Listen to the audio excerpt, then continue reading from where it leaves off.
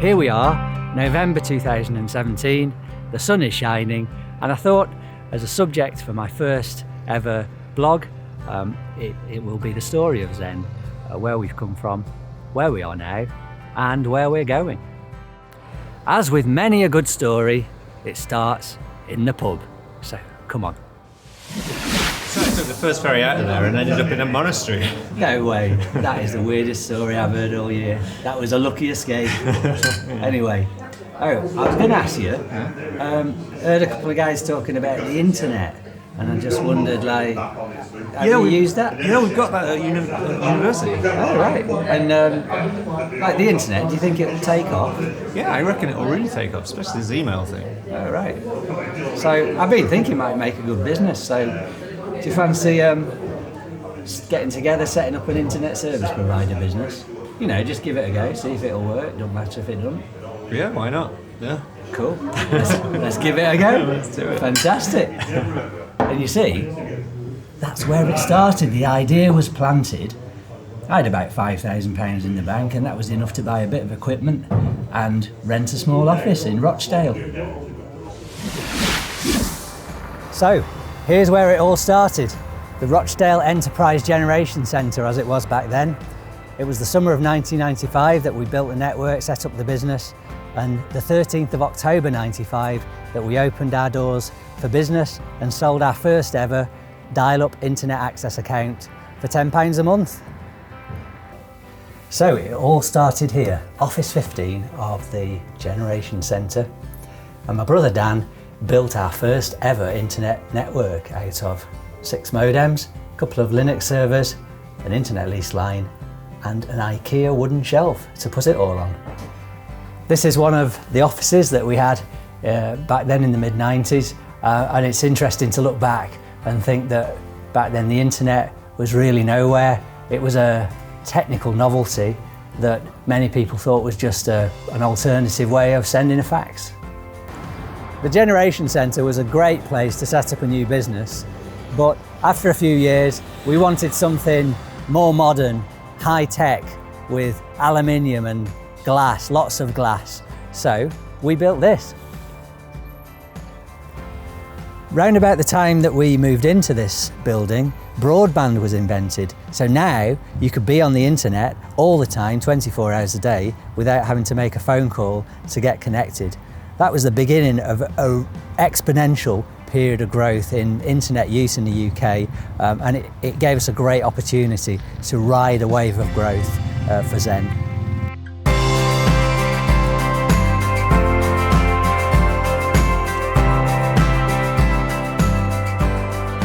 I couldn't possibly make a film about Zen without talking about our culture and values, and to do that I've come to the statue of John Bright in Broadfield Park, Rochdale. Now, in 1864, John Bright said this: "My clients have not been generally the rich and the great, but rather the poor and the lowly. They cannot give me place and dignities and wealth, but honourable service in their cause yields me that which is of higher and more lasting value." And when I first read that, I thought, yeah, that really strikes a chord with me, and maybe me and John Bright have got something in common. So that leads me on to talk about the values of Zen, which are best described using our 3 most fundamental long-term objectives. These are, in priority order: 1, happy staff; 2, happy customers; and 3, happy suppliers. And everything that we do throughout the business should ultimately contribute to one of these 3 most fundamental objectives, or multiple of them. Now, this creates a culture in Zen where people are first and money's second. And don't get me wrong, money's really important. We've got to grow, we've got to make profit, we've got to be ambitious, we've got to work hard, and we've got to make shrewd decisions. But all those are subservient to the happiness of our staff, customers and suppliers. And what we've found over many, many years is, ironically, it's a fantastic formula for a financially successful business, because if you focus on people, you can provide a really great service with staff that are motivated and engaged. If you focus on money, your service tends to be somewhat mediocre. So over many years, we've grown a very successful business by focusing on people first. We soon filled our glass and aluminium building, and so we rented an overflow office in the centre of Rochdale. We soon filled that too, so we rented another overflow office, and we were then split over 3 sites. Then in 2008, we had the real good fortune of having the opportunity to buy this building.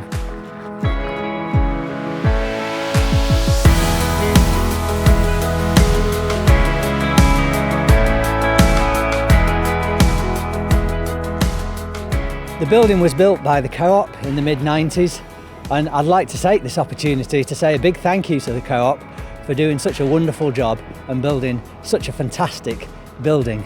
So come on in, let's have a look.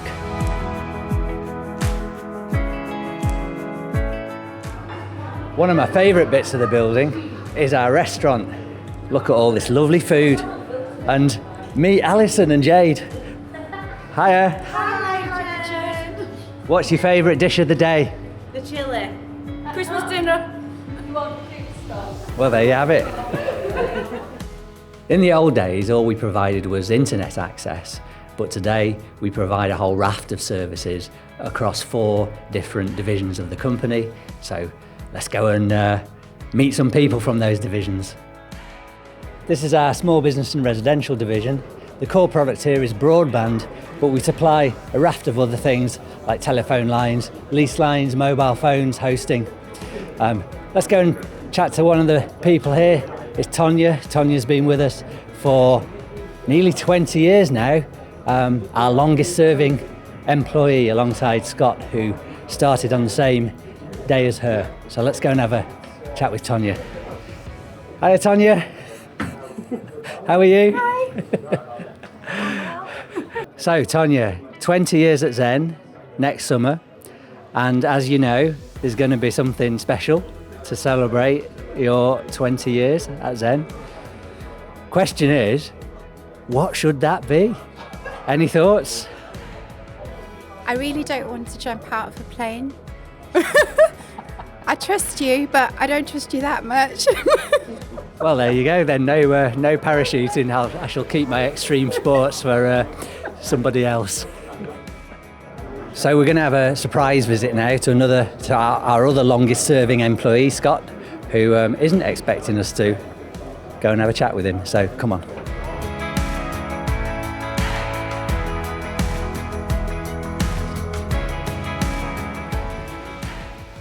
Scott, good morning. You are, Richard. How are you doing? I'm good, thanks. How are you? So Scott, our joint longest serving employee, nearly 20 years.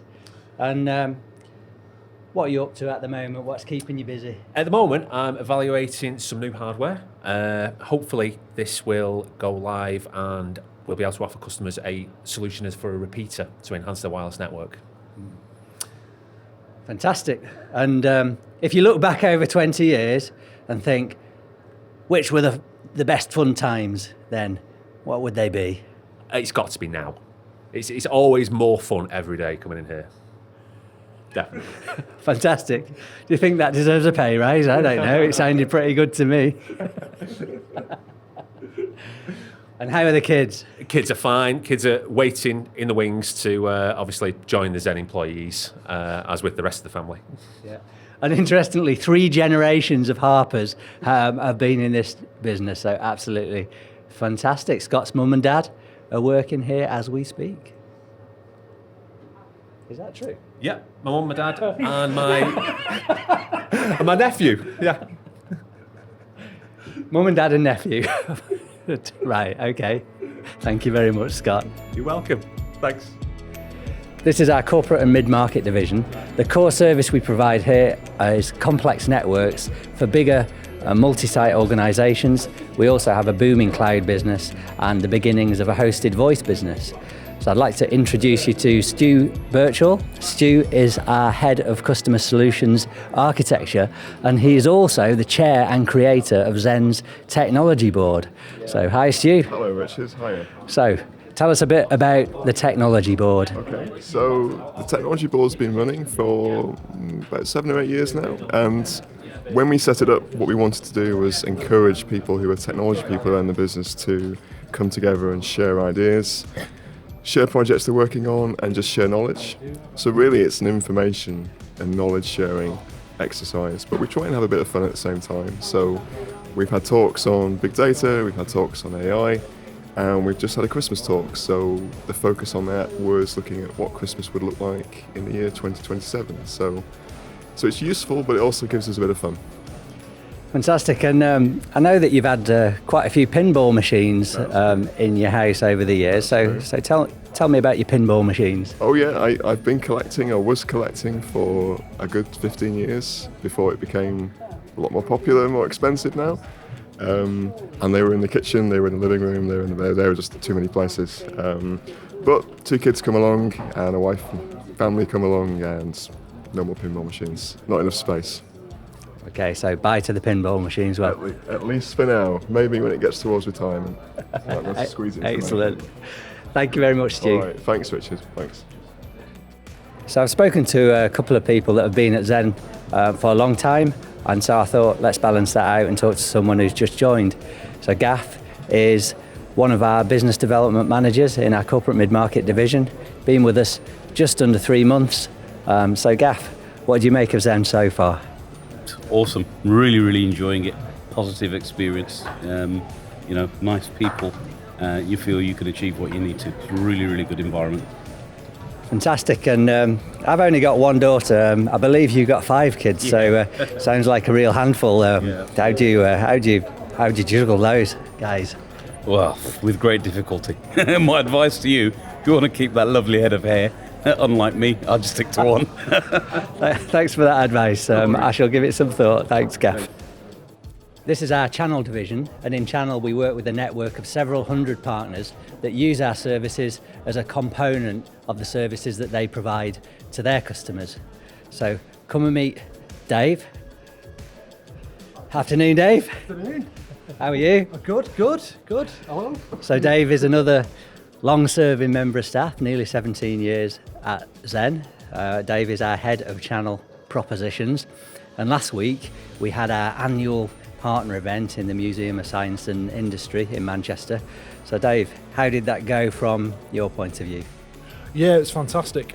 Great opportunity to meet lots of new partners who we've onboarded in the last year, meet some existing partners who've been with us for a long time, and also to meet some new prospects. It's a great opportunity to have a conversation and get some feedback on how it's going in the channel and what kind of a service we're providing them. So it's really good.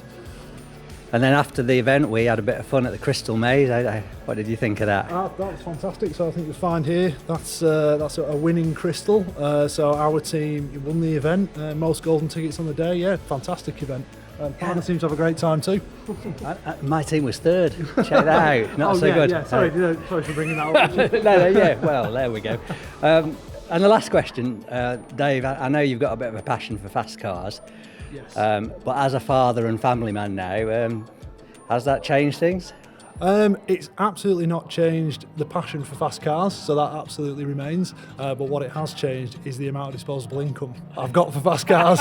So now I need a much bigger car with more doors, a bigger engine, and have less money to spend on it. So that's changed a bit, but no, the passion's still there. Fantastic. That's what we want, the passion to be there. Excellent. Thank you very much, Dave. Cheers, Richard. Thank you. Our 4th and newest division is wholesale. We've got a big network in the UK, and this division is all about providing wholesale access to that network. Let's go and have a chat with Dave Hudson, the MD of our wholesale division.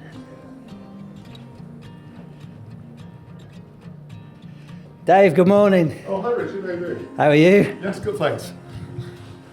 So Dave's an avid football fan. Tell me, Dave, which football team do you actually support? Okay, well, there's a few clues behind me maybe for the football aficionados of you, but it's Everton, yes, is my favourite team, yeah. And I'm a season ticket holder, so I'm there as often as possible. And tell me, Dave, why do you support Everton?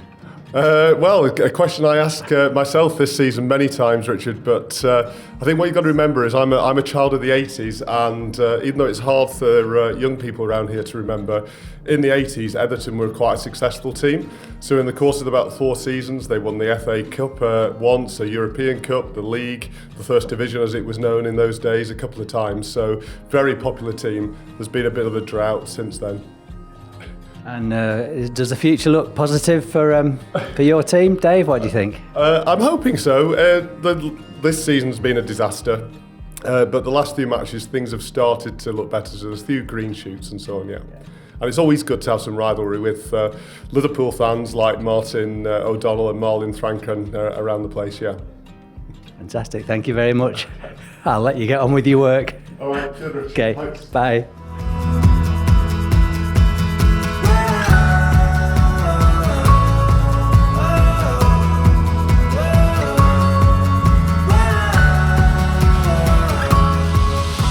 Talk about the future of Zen.